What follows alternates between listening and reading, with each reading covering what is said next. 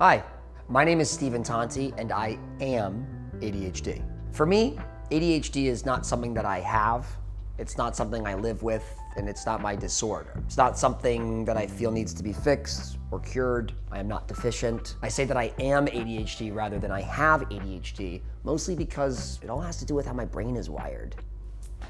Such a charming and silly way to describe our own neurology, isn't it? Brain wiring.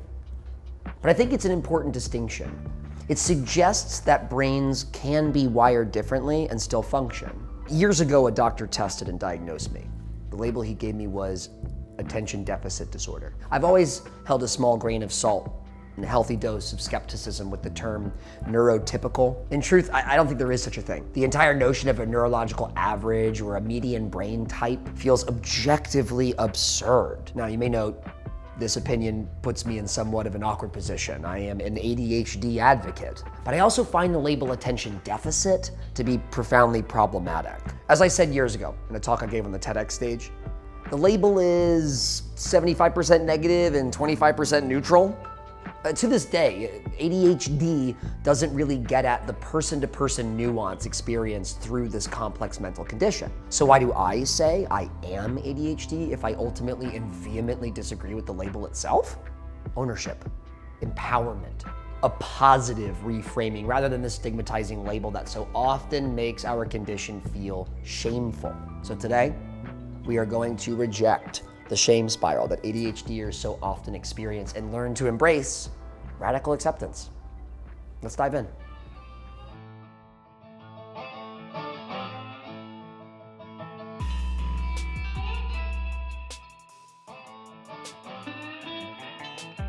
Before we get into the shame spiral, let's first separate shame from guilt real quick. Here's the scenario.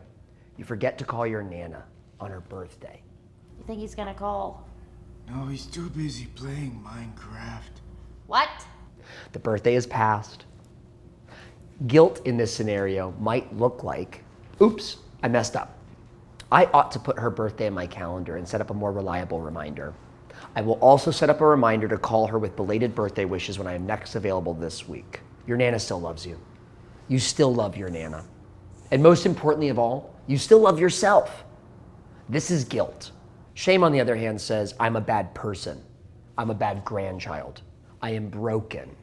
I'm the problem, it's me. But feeling as though any common mistake is a character flaw that directly affects the way that others perceive you or even value you is too heavy and ultimately toxic. The shame spiral works like this. You start with a negative thought or thoughts. I keep messing up. I must be a bad person. I must be broken in some way. That negative thought translates into feelings. Feelings of shame quickly develop into anger, sadness, withdrawal, sometimes even physical self-injurious behavior.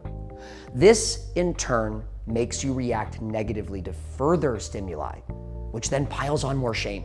In the example of forgetting to call Nana on her birthday, you may end up feeling too embarrassed to call her at all, or lash out at another member of the family when they ask if you remembered to call her or not. I don't think he's back from college yet. That's why he hasn't called.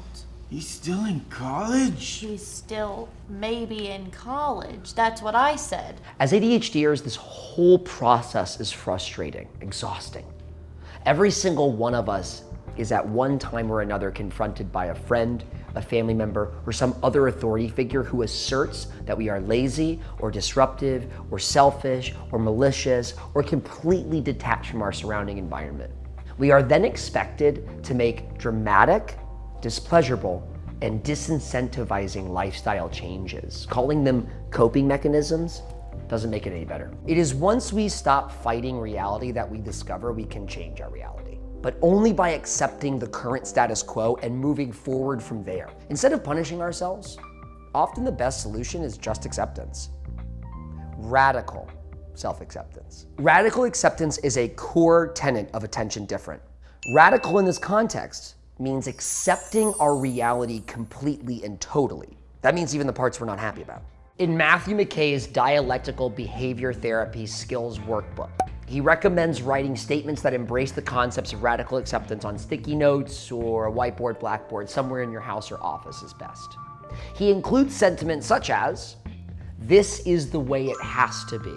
Or for my fellow Mandalorian fans, this is the way. One of my mother's favorite mugs has "It is what it is" printed on it. For the Buddhists and the meditators out there, these sentiments should sound hella familiar. Radical acceptance, after all, is a Buddhist concept.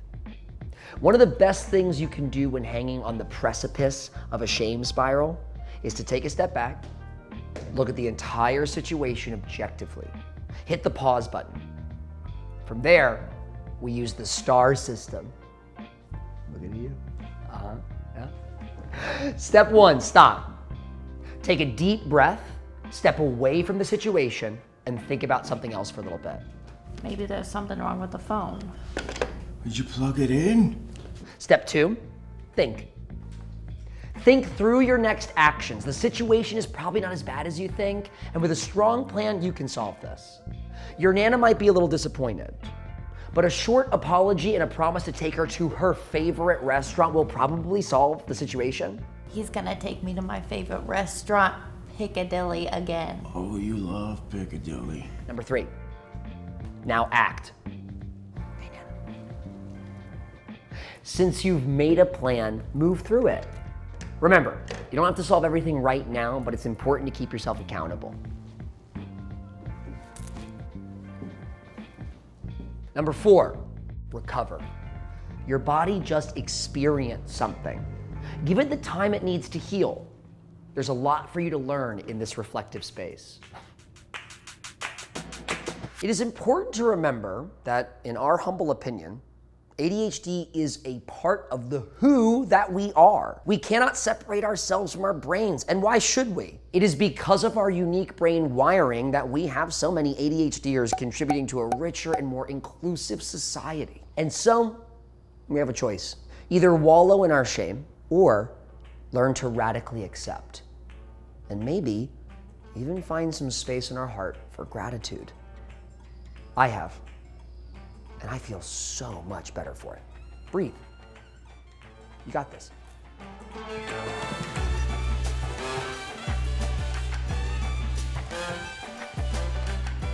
That sounds wonderful. I'm ready right now. Okay. Get a to-go box for me, would you? Yeah, don't think we'll have room. Hey, thank you so much for watching our episode on radical acceptance for the Attention Different Labs. We are so thankful to have you here, and we just wanted to leave you with one last little word. If you head to attentiondifferent.com, you can find your way to our first ever e-course, an online e-course we are so excited to announce. It is called Living and Thriving with Adult ADHD. It's ADHD Adulting 101, and we highly encourage you to scoot your boot on over to attentiondifferent.com and check us out. Watch Aaron and I as we take you through the 101, the ins and outs, the beginnings of your ADHD adulting journey. Again, thank you so much. We are so grateful to have you in our corner. Welcome to the Attention Different family. And if you're looking for more, we've got it for you. Come to our website, check us out. Check us out on all the platforms. We're everywhere, you guys. See you soon. Bye.